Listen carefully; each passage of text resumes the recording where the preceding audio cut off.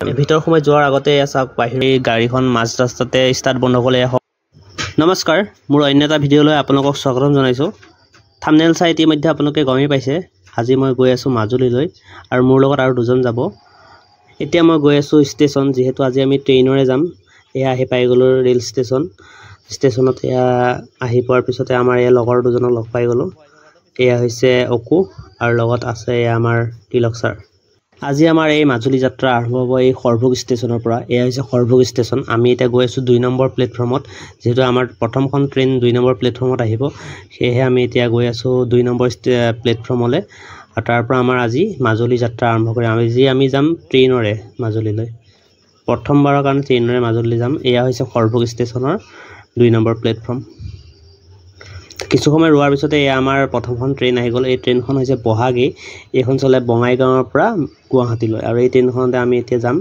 তাৰ আগতে এয়া ট্ৰেইনত উঠি পেলাই প্ৰথমে খাই লওঁ আহক চাহ আৰু খুচি পিঠা টেকলি পিঠা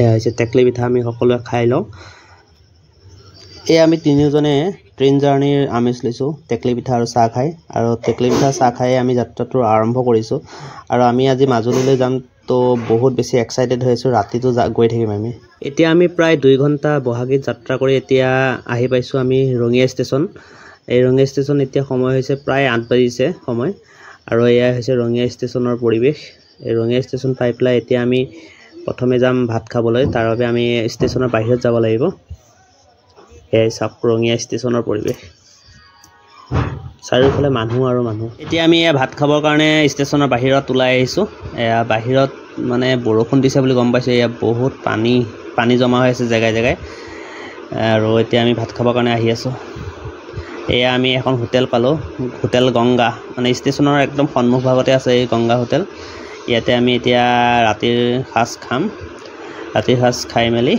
আমি আকৌ যাত্ৰা কৰিম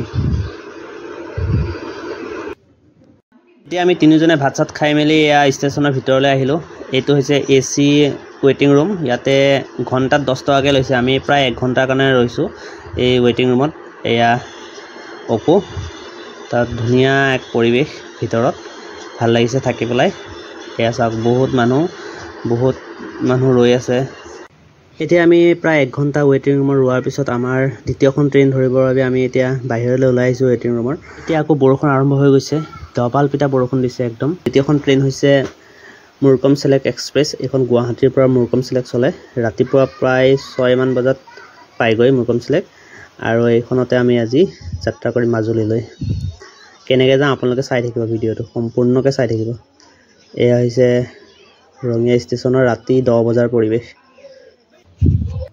আমাৰ ইয়াৰ দ্বিতীয়খন ট্ৰেইন আহি গ'ল লাচিত এক্সপ্ৰেছ বা মুৰকম চিলেক্ট এক্সপ্ৰেছ বুলিও কয় আৰু এইখন ট্ৰেইনতে যাম আমি এতিয়া মাজুলীলৈ আমাৰ ট্ৰেইনৰ ডবা হৈছে S10 আৰু S10 বিচাৰি এতিয়া আমি গৈ আছো আগলৈ S10টো ইঞ্জিনৰ সন্মুখতে হ'ব কেনেকুৱা হয় নাজানো আৰু অলপ ডিস্টাৰ্ব হ'ব গৈ আছো এতিয়া আমি S10 বিচাৰি এয়া আহি আমাৰ ডবা পাই গলো S10 ইয়াতে আমি আজি যাম মাজুলীলৈ যাত্ৰা এয়া আহি পেলাই আমাৰ নিজৰ চিটত সকলো বহি লৈছে মই এই বিছনা পাৰি লৈছো ধুনীয়াকৈ এতিয়া শুই গৈ থাকিম মাজুলীলৈ এতিয়া এয়া আজিলৈ গুড নাইট গুড মৰ্নিং এতিয়া ৰাতিপুৱা প্ৰায় 4:30 বাজিছে আমি এতিয়া আহি পাইছো হাৰমতি ষ্টেচন পোৱাৰ লগে লগে আমাৰ টোপনিৰ পৰা সাৰ পাইছো আমি ধুনীয়াকৈ ৰাতিৰ টোপনি গ'ল অলপমান ডিস্টাৰ্ব হৈছে ইঞ্জিনৰ সন্মুখতে যিহেতু এতিয়া আমাৰ ট্ৰেইন যাত্ৰা ইমানতে সামৰিম এতিয়া এয়া হৈছে গোগামুখ ষ্টেচন আৰু এই গোগামুখ ষ্টেচন আমি এতিয়া নামৰ পিছত আমি যাম মাজুলীলৈ গাড়ীৰে এয়া আমাৰ ট্ৰেইন যাত্ৰা সামৰিলো আমাৰ গোগামুখ ষ্টেচনত এয়া হৈছে গোগামুখ ষ্টেচন এতিয়া আমি পিলপিললৈ যাম বাছ ষ্টেণ্ডৰ পৰা আমি মাজুলীৰ বাছ ধৰিম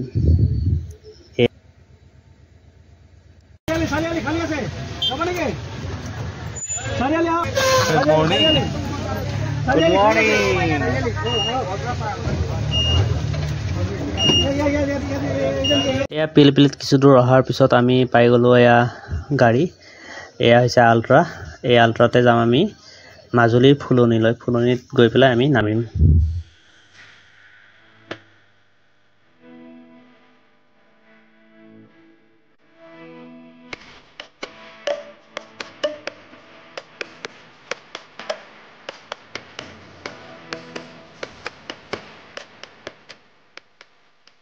এয়া আমি ঢকুৱাখানা পাৰ হৈ মাজুলীত সোমাই গ'লো। মাজুলীলৈ স্বাগতম। এয়া আমি আহি পাই গ'লো মাজুলীৰ ফুলনি। এই ফুলনিত আমি এতিয়া গাড়ীৰ পৰা নামিছোঁ আৰু গাড়ীৰ পৰা নামি আমি লগ পালোঁ আমাৰ লগৰ বন্ধু ৰাভা ছাৰক। এয়া ৰাভা ছাৰ ৰৈ। এতিয়া আমি সকলোৱে গেষ্ট হাউচত কাপোৰ চাপোৰ চেঞ্জ কৰি গা পা ধুই এতিয়া বিয়ালৈ গৈ আছোঁ। আমি আহিছোঁ আজি এখন বিয়া খাবলৈ মাজুলীত, আৰু বিয়াখন হৈছে আমাৰ ষ্টাফৰ ভৰালী ছাৰৰ বিয়া। তো আমি বৰপেটাৰ পৰা আহিছোঁ মাজুলীলৈ বিয়া খাবলৈ। এতিয়া আমি এয়া বিয়া ঘৰত আহি পাই গ'লোঁ সকলো, আমাৰ এয়া লগৰ সকলো, আৰু এয়া হৈছে বিয়া ঘৰৰ পৰিৱেশ। চাওক, মাজুলীৰ বিয়া খাব আহিছোঁ বৰপেটাৰ পৰা। এয়া হৈছে আমাৰ দৰা ভৰালীয়ে সকলোকে মাত দি আছে, সকলোৰে শুভেচ্ছা গ্ৰহণ কৰি আছে, বিয়াৰ যুগ্ম জীৱনৰ শুভেচ্ছা গ্ৰহণ কৰি আছে সকলোৰে পৰা।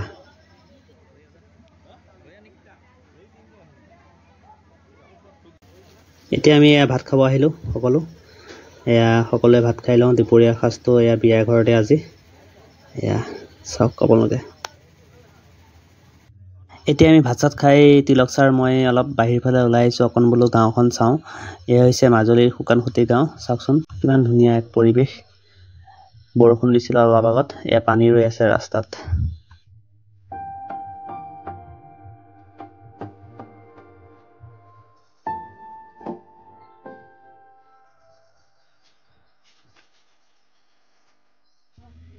এতিয়া আমি বিয়া চিয়া খাই মেলি উভতনি যাত্ৰা আৰম্ভ কৰিছোঁ মাজুলীৰ পৰা ঘৰলৈ।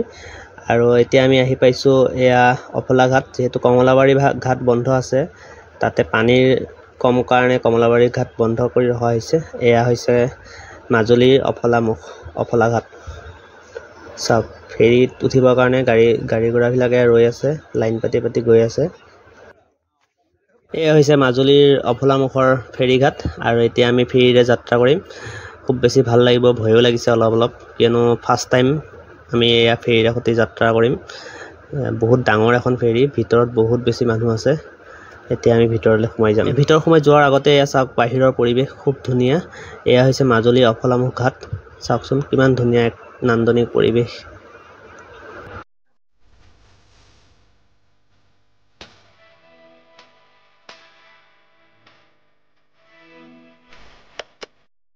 এতিয়া আমি ফেৰীৰ ভিতৰত আহি পাই এখন ৰপেক্স জাহাজে আমাক ক্ৰছ কৰিছে।